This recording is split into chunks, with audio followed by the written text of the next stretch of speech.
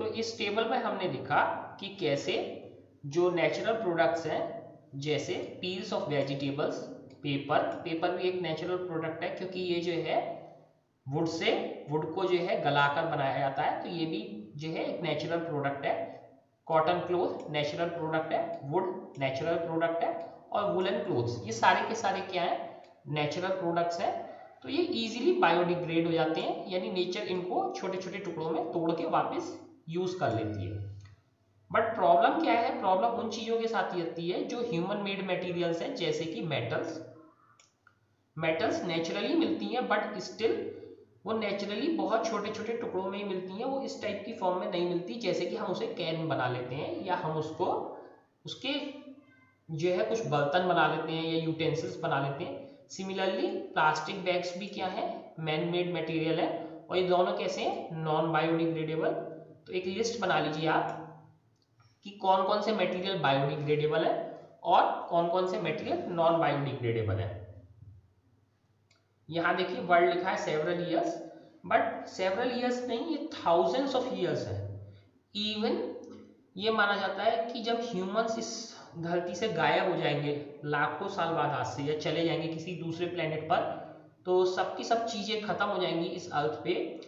सिर्फ क्या चीज रह जाएगा ह्यूमंस का छोड़ा हुआ, सिर्फ प्लास्टिक वैसी का वैसी रहेगा, बाकी सारी चीजें अर्थ पर ह्यूमंस की सारी खत्म हो जाएंगी, चाहे वो बिल्डिंग्स हो, चाहे वो कुछ भी हो, कार्स हो, कंप्यूटर्स हो, मतलब जो भी प्लास्टिक का बचा हुआ है बस वही रह जाएगा, बाकी सब क्या हो जाएगा, खत्म हो जाएगा इस अर्थ से।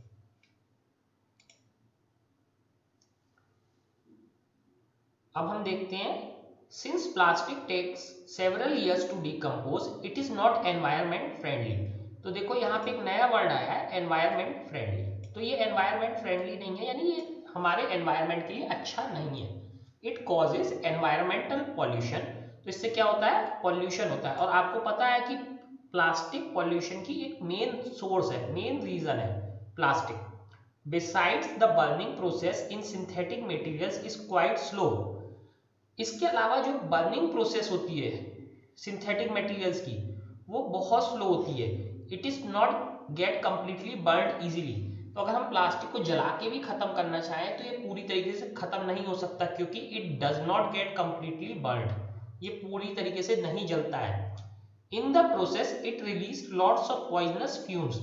इसके अलावा क्या, पॉइजनस फ्यूम्स। तो इसका जो धुआं होता है वो भी जहरीला होता है। तो काफी सारे लोग आपने देखे होंगे कि जो प्लास्टिक की पॉलिथीन बैग्स को जला रहे होते हैं, तो उन्हें मना कीजिए, क्योंकि इससे जो धुआं निकलता है वो कैसा होता है, जहरीला, पॉइजनस होता है।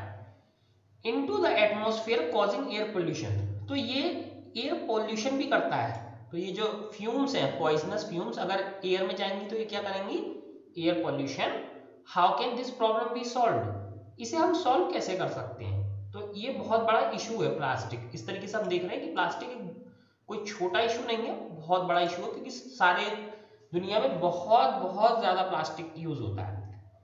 Have you seen a garbage dump where animals are eating garbage. तो आपने कभी गार्बेज डंप देखा है जहां पे एनिमल गार्बेज खा रहे होते हैं। घर के आसपास जरूर कोई ना कोई डंप होता है, आपने डेफिनेटली देखा होगा जहां पे एनिमल गार्बेज खा रहे होते हैं। In the process of eating the food waste, they swallow materials like polythene bags and wrappers of food. तो जब वो खाना खा रहे होते हैं उस गार्बेज में, तो हालांकि है तो वो गंदगी, बट एनिमल्स उसे खा लेते हैं। इस प्रोसेस में वो पॉलीथीन बैग्स और फूड आइटम्स के रैपर भी खा जाते हैं। आपने बहुत बार सुना होगा कि गाय के पेट से पॉलीथीन निकली, वो पॉलीथीन कहाँ से आती है, इसी तरीके से आती है, क्योंकि वो गार्बेज की पॉलीथीन खा जाती है। और हम लोगों की भी प्रॉब्लम क्या है कि जब हम कचरा फेंकते हैं तो पॉलीथीन में सीधे सीधे फेंक देते हैं। तो ये हमारी बहुत बड़ी प्रॉब्लम है, हम बिना पॉलीथीन हटाए कचरा नहीं फेंकते। Can you imagine the consequences. देखो यहाँ पे एक नया वर्ड आया है, कंसिक्वेंसेस। कंसिक्वेंसेस वर्ड का मीनिंग होता है रिजल्ट, कि उसका रिजल्ट क्या होगा। ठीक है, तो कंसिक्वेंस का रिजल्ट क्या होगा, इस अगर हम ऐसे ही करते रहेंगे तो उसका रिजल्ट क्या होगा। कंसिक्वेंसेस वर्ड का मीनिंग देख लो, result. The plastic material chokes the respiratory system of these animals. तो आप लोगों ने लास्ट ईयर रेस्पिरेटरी सिस्टम पढ़ा था, तो प्लास्टिक मटेरियल उसे चोक कर देता है, बंद कर देता है, और forms a lining in their stomachs and can cause of their death. तो इसके अलावा या तो उनके रेस्पिरेटरी सिस्टम को चोक कर सकता है या उनके स्टमक में एक लाइनिंग बना देता है, स्टमक में लाइनिंग बना देता है, उससे क्या हो सकता है, उनकी डेथ हो सकती है ऐसे एनिमल्स की। तो देखो आप लोग डायरेक्टली और इनडायरेक्टली जो है इसकी डेथ के कॉज बन रहे हो।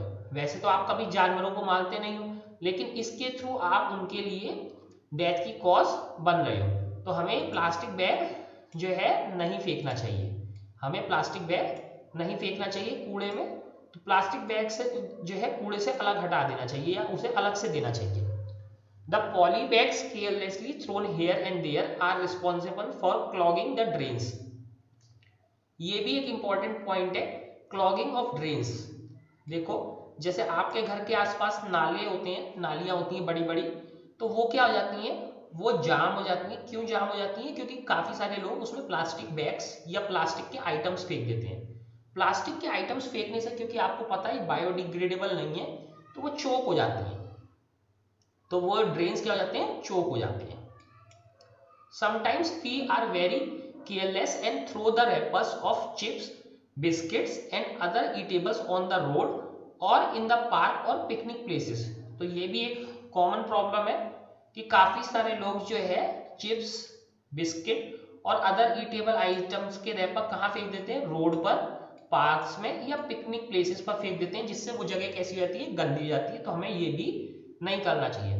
Should we not think twice before doing so? क्या हमें ऐसा करने से पहले 2 बार नहीं सोचना चाहिए? बिल्कुल सोचना चाहिए, और हमें करना भी नहीं चाहिए। सोचना तो दूर की बात है, हमें ऐसा नहीं करना चाहिए। हमें डस्टबिन में फेंकने चाहिए। कोई भी फूड मटेरियल कभी प्लास्टिक बैग्स में नहीं फेंकना चाहिए, क्योंकि एनिमल्स उसे खाते हैं, एनिमल्स उसके साथ साथ पॉली बैग्स भी खा जाते हैं। तो फूड मटेरियल को कभी प्लास्टिक बैग में नहीं फेंकें। अगर आपके पास कोई फूड मटेरियल बच रहा है तो उसे अलग से डाल दें, जैसे चाहे गाय खाए चाहे कुत्ता खाए, लेकिन उसे प्लास्टिक बैग के बिना खोल के ही डालें, जिससे वो उस एनिमल के पेट में न जाए। As a responsible citizen, what measures do you suggest to keep public places clean and free of plastic? तो अगर आप रिस्पॉन्सिबल सिटीजन है तो आप क्या क्या चाहेंगे कि होना चाहिए, ताकि हमारे पब्लिक प्लेसेस जैसे हमारी रोड्स हैं, पार्क्स हैं, पिकनिक स्पॉट्स हैं, रेलवे स्टेशन है, ये सब क्या है, पब्लिक प्लेसेस हैं, ये कैसे क्लीन और प्लास्टिक फ्री रहें। तो अब आपको ये सोचना है कि ये कैसे फ्री ऑफ प्लास्टिक रहने चाहिए। ठीक है, अब यहाँ पे avoid the use of plastics as far as possible. तो हमें क्या करना चाहिए, प्लास्टिक का कम से कम यूज करना चाहिए, अवॉइड करना चाहिए इसके यूज को। ठीक है, कम से कम यूज करना चाहिए। जैसे मैं अपने एक टेक्निक बताता हूँ। जैसे हमारे यहाँ कोई प्लास्टिक के पॉली बैग में कोई चीज आई, तो हम उस पॉली बैग को फेंकते नहीं, उसे रख लेते हैं और उसी पॉली बैग में दोबारा चीज ले आते हैं। तो इससे क्या होता है, poly bag multiple times use हो जाती है, जब तक कि वो बिल्कुल खराब ना हो जाए। इस तरीके से हम पॉली बैग का जो है वो रिड्यूस कर सकते हैं यूजेज। और एक सेकंड चीज है कि पॉली बैग की जगह हम कपड़े का जो है थैला भी ले जा सकते हैं। बहुत सारी जगह हम कपड़े का थैला ले जाते हैं, जैसे फ्रूट्स लेने मार्केट में जाओ तो आप कपड़े के थैले में ले आ सकते हो, बहुत सही। लेकिन अगर आपको कई सारी चीजें हैं जो पहले से ही पॉली बैग में आ रही हैं, तो आप एक काम कर सकती हैं, आप वो पॉली बैग लाएं, घर पर रख लें। तो घर पर रख लें, और क्योंकि पॉली बैग एक सिंगल यूज से खराब नहीं होता, तो अगली बार भी अगर वही चीज लेने जाए तो उस पॉली बैग में आप ला सकते हैं। जैसे मैं जो है आटा लाता हूँ घर के लिए, तो आटा पॉली बैग में आया था पहली बार में, तो मैंने वो पॉली बैग खत्म होने के बाद भी उसे रख लिया। उसी पॉली बैग में मैं 7-8 बारी आटा ला चुका हूँ तक। तो इस तरीके से उसी पॉली बैग का मल्टीपल यूज हो रहा है, और जो है नए पॉली बैग्स नई जो है यूज हो रहे हैं। तो इस तरीके से मैं प्लास्टिक का वेस्ट रिड्यूस कर रहा हूँ। तो ऐसे ही करके आप भी रिड्यूस कर सकते हैं प्लास्टिक का जो है यूज, कि बार बार पॉली बैग यूज कर लीजिए, और जो चीज जो है प्लास्टिक की जगह कपड़े के थैले में आ सकती है, उसे कपड़े के थैले में ले आए। Make use of bags made of cotton और jute when you go for shopping. तो हमें क्या करना चाहिए, कॉटन या जूट के बैग लेने चाहिए जब भी हम शॉपिंग के लिए जाएं। The biodegradable and non biodegradable waste should be collected separately and disposed of separately. तो बायोडिग्रेडेबल वेस्ट जो अभी हमने फूड आइटम्स वगैरह के बारे में पढ़ा था, कॉटन या नेचुरल मटेरियल्स वो, और नॉन बायोडिग्रेडेबल मटेरियल जैसे प्लास्टिक की चीजें, मेटल कैंस, वो दोनों सेपरेटली डिस्पोज ऑफ करनी चाहिए।